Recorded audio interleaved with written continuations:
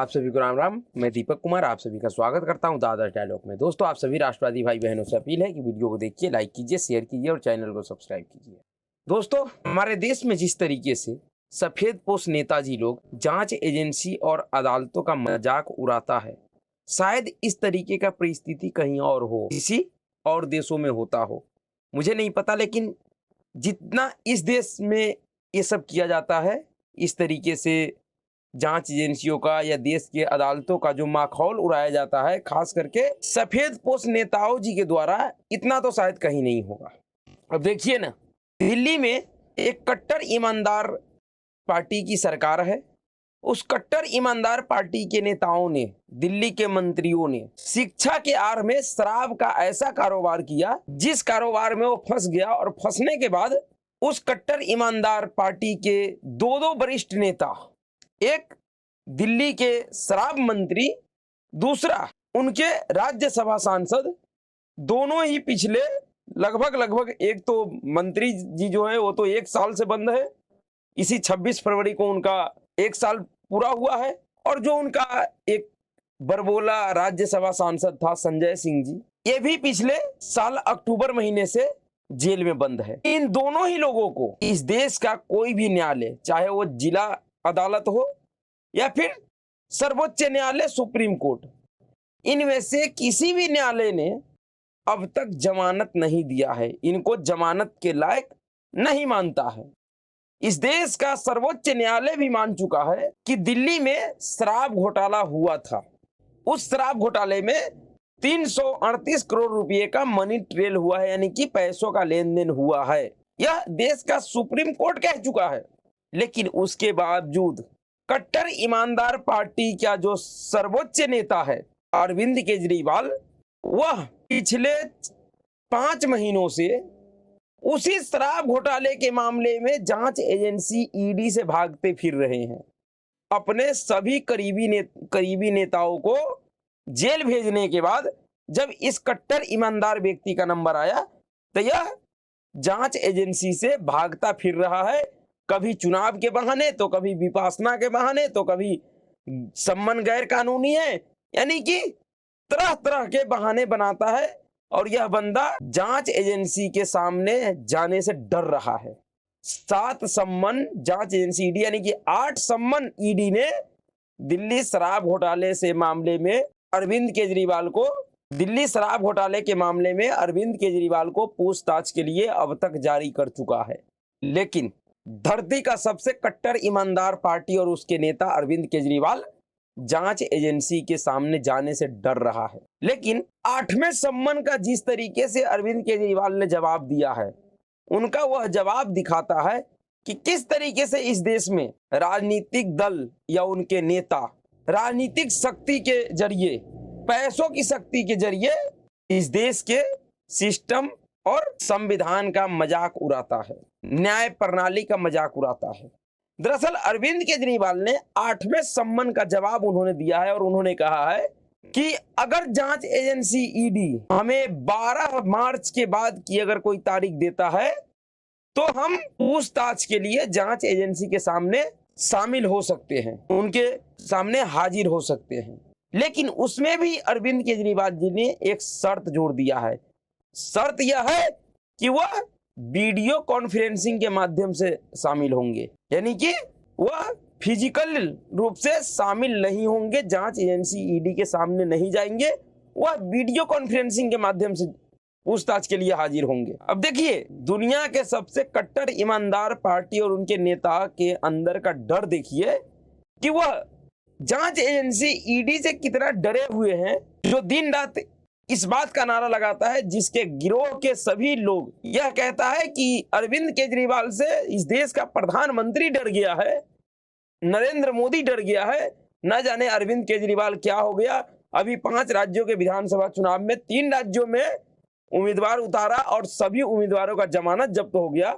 2014 से लेकर 2019 तक 10 साल में मात्र 1 लोकसभा का सांसद जितवा पाने वाला व्यक्ति, उसके लिए कहा जाता है कि नरेंद्र मोदी वह व्यक्ति जो पिछले 10 साल से अपना चुनाव और अपने पार्टी को प्रचंड बहुमत से जितवा रहा है और जीत रहा है, उस व्यक्ति के लिए कह रहा है कि वह डर गया इससे, और वह व्यक्ति का डर देखिए कि वह, और उस व्यक्ति का खुद का डर देखिए कि जांच एजेंसी के सामने पूछताछ के लिए जाने से भी कतरा रहा है।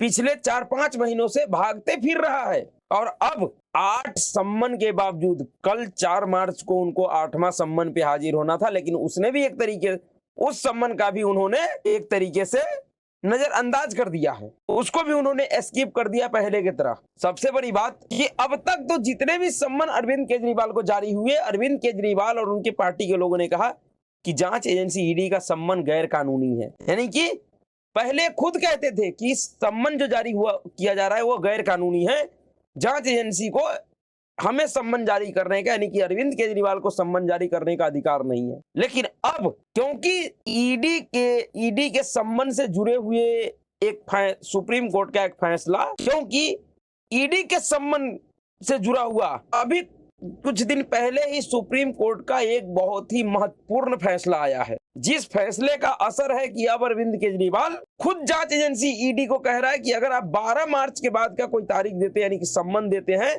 तो हम वीडियो कॉन्फ्रेंसिंग के माध्यम से आने को तैयार है, शामिल होने को तैयार है। यानी कि 7-8 सम्मन के बाद अरविंद केजरीवाल को भी लग गया है कि जांच एजेंसी ईडी जो उसको सम्मन जारी कर रहा है वह गैर कानूनी नहीं है, वह कानूनी रूप से सही है। ऐसे इस मामले से जुड़ा हुआ एक मुकदमा दिल्ली के राज एवेन्यू कोर्ट में चल रहा है, 16 मार्च को उस पर सुनवाई है। लेकिन केजरीवाल एंड गैंग, और क्योंकि अरविंद केजरीवाल का जो कानूनी सलाहकार है वह कपिल सिब्बल और अभिषेक मनु सिंघवी जैसे लोग हैं, उन सभी लोगों ने केजरीवाल को समझा दिया है कि किसी भी तरीके से इस ईडी के सम्मन को आप लोकसभा चुनाव तक टारते रहो। शायद इन सभी लोगों को लग गया है कि लोकसभा चुनाव के बाद नरेंद्र मोदी हार जाएंगे और ये ईडी वाला खेल खत्म हो जाएगा, तो ऐसा तो नहीं होने जा रहा है। अरविंद केजरीवाल जितना लेट कर रहा है वह सिर्फ अपना काम खराब कर रहा है, और अरविंद केजरीवाल को जांच एजेंसी ईडी सम्मन के माध्यम से एक ऐसे राह पे लेके जा रहा है, एक ऐसे मोड़ पे पहुंचा रहा है जिसके बाद अरविंद केजरीवाल के लिए सारे रास्ते खत्म हो जाएंगे। वहां से आगे जाने का कोई विकल्प ही नहीं होगा इनके पास, ये विकल्प विहीन हो जाएंगे। जांच एजेंसी ईडी अरविंद केजरीवाल को विकल्प विहीन बनाकर छोड़ेगा, और अरविंद केजरीवाल का जो राजनीतिक हश्र होगा वह हेमंत सोरेन से भी कई गुना बुरा होगा। और जिस तरीके से अरविंद केजरीवाल जांच एजेंसी ईडी को सलाह दे रहे हैं कि आप 12 तारीख के बाद हमें कोई सम्मन जारी कीजिए, तो इससे तो यही अब दिख रहा है कि अब इस देश में अपराधी खुद यह तय करेंगे कि उसको सम्मन कब देगा जांच एजेंसी। जब तक अपराधी नहीं चाहेगा तब तक जांच एजेंसी उस अपराधी को सम्मन जारी नहीं कर सकता है, और अगर सम्मन जारी भी कर देता है तो वह अपराधी जांच एजेंसी के सम्मन का जवाब देने के लिए बाध्य नहीं है। अब तक तो यही समझ में आया है। जिस तरीके से इस देश में कोई सजा याफ्ता अपराधी जिसने अभी पूरा सजा काटा भी नहीं है, मेडिकल ग्राउंड पे बेल पर बाहर है, जमानत लेकर बाहर है, वह सजा याफ्ता अपराधी एक राजनीतिक मंच से देश के प्रधानमंत्री को गाली देता है, एक भ्रष्टाचार के आरोपी जो जांच एजेंसी के सम्मन को पिछले कई एक बार से नजरअंदाज कर रहा है और खुद बता रहा है कि उसे जांच एजेंसी सम्मन कब करे, तो इस तरीके का राजनीतिक मजाक भारत में ही हो सकता है। अन्य शायद किसी देश में ऐसा होता है या नहीं ये मुझे नहीं पता, लेकिन भारत में जो हो रहा है उसको देखकर ऐसा लग रहा है कि अन्य कहीं पे ऐसा नहीं होता होगा। इस तरीके से पैसे वाले लोग दुनिया के किसी भी देश में कानून, न्यायालय और संविधान का मजाक नहीं उड़ाता होगा, उनको छूट नहीं मिलता होगा, लेकिन भारत में पैसे वाले लोगों को इन सभी चीजों से छूट है। वह अपने पैसे के दम पे, अपने राजनीतिक हैसियत के दम पे कानून का, संविधान का, अदालत का, हर किसी का मजाक उड़ा सकता है, हर किसी को नजरअंदाज कर सकता है। भारत में ऐसा लगता है कि कानून और संविधान और अदालत सिर्फ गरीब लोगों के लिए जिनके पास पैसे नहीं है। नहीं तो इस देश में ऐसी स्थिति है कि किसी आम नागरिक के घर पे अगर थाने का एक हवलदार चला जाए, एक चौकीदार चला जाए, अगर उससे कह दे कि भाई तुम्हारे खिलाफ थाना में वारंट आया है, तुम्हें थाना पर दरोगा साहब ने बुलाया है, तो उस व्यक्ति का पसीना सूखने लगता है। वह व्यक्ति समय देखने लगता है कि किस समय वह उस पुलिस स्टेशन में जाए, कितना जल्दी उस आरोप को, अपने ऊपर लगे आरोप को खत्म करवा सके, कि कैसे वह समस्या खत्म हो। लेकिन इस देश में पैसे वाले लोग, राजनीतिक दल के नेता, उन सब के लिए किसी जांच एजेंसी का सम्मान कोई मायने नहीं रखता है, अदालत का सम्मान कोई मायने नहीं रखता है। कोई प्रशांत भूषण जो इस देश के सर्वोच्च न्यायालय के मानहानि को 1 रुपये में तौल देता है, जबकि वही सर्वोच्च न्यायालय दूसरे को कहता है कि हम तुम्हें अदालत के अवमानना के केस में जेल भेज सकते हैं। लेकिन किसी प्रशांत भूषण को वो अदालत जेल नहीं भेज पाता है। वो प्रशांत भूषण उसे 1 रुपये की सिक्के से तौल देता है और माननीय न्यायाधीश चुप हो जाते हैं, उनके खिलाफ वो कुछ नहीं कर पाते हैं। वाकई इस देश का स्थिति बहुत ही दयनीय है।